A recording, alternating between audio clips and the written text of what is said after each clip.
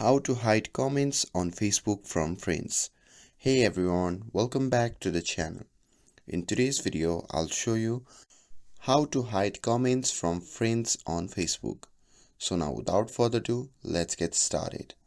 So first thing first, open the Facebook app on your phone and make sure that you are logged into your account.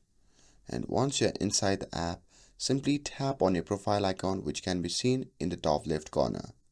And once you are on your profile, simply scroll down to the post where you want to hide the comment.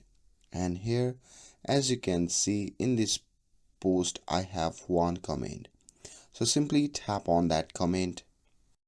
And now here, as you can see, I have one comment in here. So now to hide this comment, I'm gonna simply tap and hold on this comment. And after that, a pop-up menu will appear. From that menu, simply tap on hide comment. And now after that, the comment will disappear from the post.